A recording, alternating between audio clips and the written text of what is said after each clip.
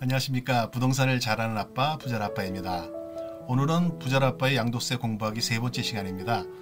지난번 공부 때 일시적이고 비반복적인 부동산의 양도인 경우 양도소득세를 내지만 계속 반복적으로 부동산을 양도하는 경우에는 사업소득세로 부과되며, 그러한 경우에는 부동산 매매업이나 주택 신축 판매업자가 해당된다고 말씀드렸었습니다. 그래서 이번에는 양도소득과 사업소득에 대해서 살펴보도록 하겠습니다. 양도소득세와 사업소득세 중 어느 쪽이 유리할까요? 통상적으로 양도소득세보다는 사업소득세가 부담이 좀 더 큽니다.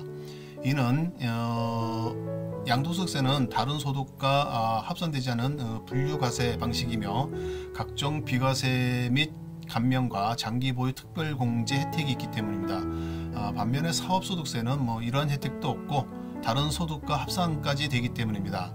하지만 어떤 경우에는 사업소득세가 유리할 수도 있습니다. 일단 사업소득세는 일반 세율을 적용하고 중과세율 및 비례세율을 적용하지 않습니다. 그러므로 신축 후 바로 분양을 하거나 경매를 통해 취득한 부동산을 단기 매매하는 경우 사업소득세가 유리할 수 있습니다.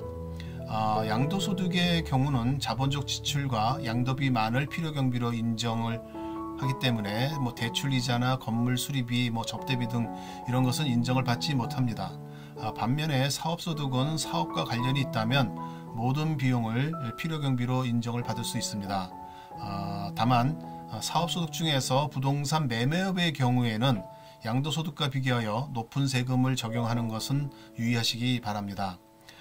주택을 신축하는 경우 임대 목적과 분양 목적으로 구분하며, 임대 목적으로는 주택 임대 사업자, 분양 목적으로는 주택 신축 판매업자가 그 역할을 수행하게 됩니다. 특히 분양을 목적으로 하는 주택 신축 판매업자의 경우에는 사업소득세가 양도소득세보다 유리한 경우가 발생을 합니다. 왜냐하면 양도소득세는 1년 이내에 주택을 양도하는 경우 기존에는 40%, 2021년부터는 50%의 비례세율을 적용받게 됩니다. 다주택자의 경우에는 중과세율까지 적용을 받게 됩니다. 반면에 사업소득세의 경우는 단기 양도에 따른 그러한 비례세율을 적용하지 않고 일반 세율을 적용하며 다주택자에 대한 중과세율 적용도 없습니다. 게다가 인테리어 공사비나 접대비, 대출이자 등 신축에 필요한 거기에 필요한 경비들을 광범위하게 적용을 하고 있습니다.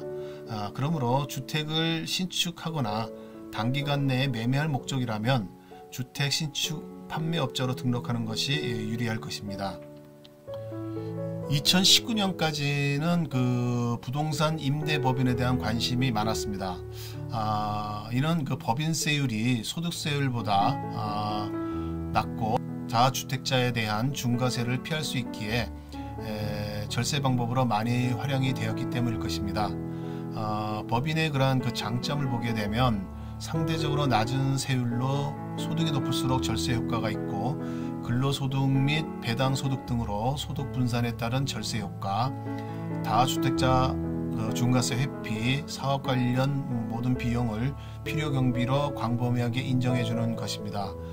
반면에 단점은 수도권 과밀 억제 권역 내 취득 시 취득세가 이렇게 중과되게 되고, 법인 설립 절차가 복잡하며 세후 소득에 대한 자금 유출이 제한이 되며 회계 투명성과 체계적인 그러한 관리도 필요합니다. 비사업용 토지 및 주택의 경우에는 10%의 추가 과세도 있습니다. 그리고 또한 1세대 1주택의 경우에 적용하는 비과세 등의 혜택도 없고, 그 다음에 장기보유 특별공제 적용도 또한 안 됩니다. 이렇게 나름 장단점이 있는데, 그래도 전에는 법인이 유리했습니다. 하지만 이것도 2020년 6.17 정부의 부동산 규제 대책으로 인해 좀 유명무실해졌습니다. 법인이 보유한 주택에 대한 종부세율 인상, 그 다음에 법인이 보유한 주택에 대한 종부세 과세표준 산정 시 공제 폐지, 법인이 신규 취득한 임대주택에 대한 종부세 합산 과세, 법인이 보유한 주택 양도 시 추가세율 인상 등이 그것인데요. 이 대책으로 인해서 그동안 법인을 설립해서 부동산을 취득했던 사람들이 난리가 났습니다. 예를 들어 법인이 주택을 갖고 있는 것이 6억이 안 넘으면 사실 종부세가 안 나왔었는데, 이제 조정 대상 지역 내의 기준시가 6억짜리를 법인이 갖고 있으면 2021년부터 종부세가 3%로 1,800만 원 나오고, 만약 2주택자라면 6% 적용해서 3,600만 원이 나오게 됩니다. 9.13 이후에 법인이 신규 취득한 임대주택은 합산과세가 안 되었었는데 이것도 또한 폐지되었습니다. 게다가 법인 보유 주택의 양도시 추가세율도 그 10%에서 20%로 인상됨에 따라서 세금을 이제 엄청 많이 내게 생겼습니다. 이에 따라 법인 설립을 통한 부동산 투자는 사실상 유명무실해졌고, 오히려 그 법인을 설립해서 부동산을 취득한 사람들이 법인을 해지하고 있는 그러한 현상을 보이고 있습니다. 그런데 이러한 규제가 사실상 아파트를 중심으로 한 그 규제이기 때문에 이왕 법인을 설립을 했으면 오피스텔이나 뭐 상가로 눈을 돌려볼 필요성도 있을 것 같다고 생각은 좀 듭니다. 이상에서 살펴본 바로는 그 주체가 누구이고 어떤 세목이냐에 따라서 동일한 자산의 양도에 대한 세금이 달라진다는 것을 알 수 있었습니다.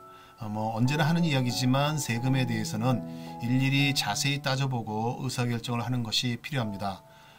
조그만 판단착오로 인하여 세금 부담의 차이가 엄청 많아지는 경우가 있기 때문입니다. 아는 것이 힘이고 아는 것이 돈입니다. 다음 시간에는 취득과 양도 시기에 대해서 알아볼 예정이니 계속 관심 가지시고 구독해 주시기 바랍니다. 구독과 댓글은 저에게 힘을 줍니다. 감사합니다.